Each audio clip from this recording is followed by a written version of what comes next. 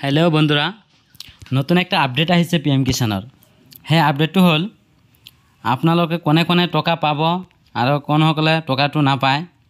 এই ভিডিঅ'টো আপোনালোকে সম্পূৰ্ণ চাই থাকক। সব বন্ধুসকল, এই পিএম কিষাণৰ টকাটো আপোনালোকৰ লিষ্টত নাম আছে নে নাই সেইটো কেনেকৈ চেক কৰিব। সব বন্ধুসকল, আপোনালোকৰ যদি যিসকলে নতুন এপ্লাই কৰিছিলে পিএম কিষাণৰ বাবে সেই লিষ্টখন আপোনালোকে চাই লওক। যদি আপোনাৰ নাম আছে তেনেহ'লে আপুনি পিএম কিষাণৰ টকা লাভ কৰিব, আৰু যদি নাই তেনেহ'লে আকৌ এপ্লাই কৰিব লাগিব। সব বন্ধুসকল, ভিডিঅ'টো স্কিপ নকৰাকৈ ভিডিঅ'টো সম্পূৰ্ণ চাই থাকক। ষ্টেপ বাই ষ্টেপ মই বুজাই দি আছোঁ। সব বন্ধুসকল, আপোনালোকে যিকোনো এটা ক্ৰম ব্ৰাউজাৰত যায় আপোনালোকে চাৰ্চ কৰিব পিএম কিষাণ, আৰু মই মোৰ ভিডিঅ'ৰ ডিছক্ৰিপশ্যনত লিংকটো দি থৈছোঁ। আপোনালোকে এই লিংকত ক্লিক কৰি আপোনালোকে এই ভিডিঅ'টো এই ৱেবছাইটলৈ আহিব পাৰিব। সব বন্ধুসকল, আপোনালোকে অলপ স্ক্ৰল ডাউন হৈ আহিব। ইয়াত দেখিবলৈ পাইছে আপোনালোকে KYC, আৰু যিসকলে KYC কৰা নাই সেইসকলে KYC কৰিব লাগিব। আৰু ইয়াত দেখিবলৈ পাইছে নিউ ফাৰ্মাৰ ৰেজিষ্ট্ৰেশ্যন। যদি আপোনালোকে নতুন নাম অন্তৰ্ভুক্ত কৰিব বিচাৰিছে তেনেহ'লে নিউ ফাৰ্মাৰ ৰেজিষ্ট্ৰেশ্যন এই অপশ্যনত ক্লিক কৰিব পাৰিব। আৰু যিহেতু মই ক'ব বিচাৰিছোঁ বেনিফিচিয়াৰী লিষ্ট, যিহেতু আপুনি নতুন এপ্লাই কৰিছিলে আপোনাৰ লিষ্টত নাম আছে নে নাই সেইটো চেক কৰিব লাগে। সব বন্ধুসকল, আপোনালোকে ইয়াত দেখিবলৈ হৈছে বেনিফিচিয়াৰী লিষ্ট, এই লিষ্টত আপোনালোকে ক্লিক কৰি দিব। সাৰ্ভাৰটো ডাউন আছে, তাৰ কাৰণে অলপ ৱেইট কৰক।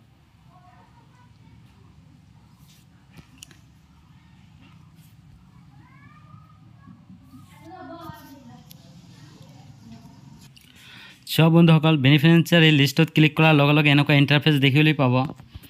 ইয়াত দেখিবলৈ পাইছে আপোনালোকে বেনিফিচিয়াৰী লিষ্ট। সব বন্ধুসকল, আজি 1 তাৰিখ 5 মে 2024। আপোনালোকে কেনেকৈ আপোনালোকৰ সেই আপোনাৰ নামটো আছে নে নাই কেনেকৈ চেক কৰিব। ইয়াত দেখিবলৈ পাইছে ষ্টেট, আপোনাৰ ষ্টেট যেটো হয় সেই ষ্টেটটো ইয়াত সিলেক্ট কৰিব।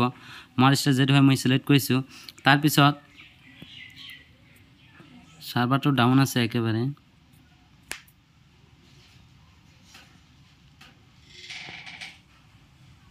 তাৰপিছত ইয়াত দেখিবলৈ পাইছে ডিষ্ট্ৰিক্ট।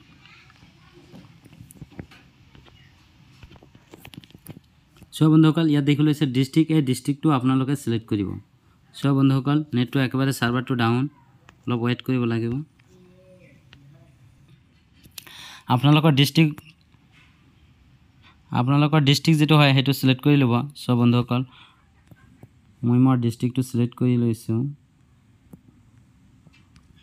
তাৰপিছত আপোনালোকে ইয়াত দেখিবলৈ পাইছে সাব ডিষ্ট্ৰিক্ট, আপোনালোকৰ সাব ডিষ্ট্ৰিক্ট যেটো হয় সেইটো সিলেক্ট কৰি ল'ব।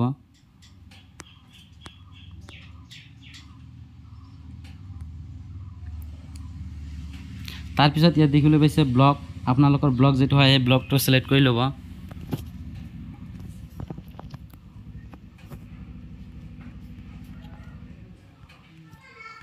মই মোৰ ব্লকটো সিলেক্ট কৰি দিছোঁ। তাৰপিছত ইয়াত দেখিবলৈ পাইছে ভিলেজ, আপোনাৰ ভিলেজ যেটো হয় সেই ভিলেজটো আপোনালোকে সিলেক্ট কৰি দিব। মই মোৰ ভিলেজটো সিলেক্ট কৰি দিছোঁ। তাৰপিছত ইয়াত দেখিবলৈ পাইছে গেট ৰিপৰ্ট, এই অপশ্যনত আপোনালোকে ক্লিক কৰি দিব। যেতিয়া গেট ডিটেইলছ ক্লিক কৰি দিব তেতিয়া আপোনালোকৰ লিষ্টটো খোল খাই যাব। সব বন্ধুসকল, ইয়াত দেখিবলৈ পাইছে সকলোকেইটা ডিটেইলছ ইয়াত আহি পৰিছে। আপোনাৰ লিষ্টত যদি নাম আছে আপোনালোকে ভালদৰে চাই দেখি ল'ব আপোনালোকৰ নামটো। সব বন্ধুসকল, আৰু ইয়াত দেখিবলৈ পাইছে 1 2 3, আপোনালোকৰ 1 নম্বৰ লিষ্টত যদি নাই তেনেহ'লে 2 নম্বৰ অপশ্যনত ক্লিক কৰি দিব। 2 নম্বৰ অপশ্যনত ক্লিক কৰি দিয়াৰ লগে লগে আপোনালোকৰ সেই 2 নম্বৰ পেজটো খোল খাই যাব। সব বন্ধুসকল, এনেকৈ চেক কৰিব। তাৰপিছত ইয়াত দেখিবলৈ পাইছে 3 নম্বৰ অপশ্যনত ক্লিক কৰি দিব। 3 নম্বৰ অপশ্যনত ক্লিক কৰি দিয়াৰ লগে লগে ইণ্টাৰফেচটো খোল খাই গৈছে। এনেকৈ আপোনালোকে চেক কৰিব পাৰিব। সব বন্ধুসকল, আপোনাৰ নামটো আছে নে নাই নতুন লিষ্টত নাম ভৰাইছে, সব বন্ধুসকল এনেকৈ আপোনালোকে চেক কৰিব পাৰিব।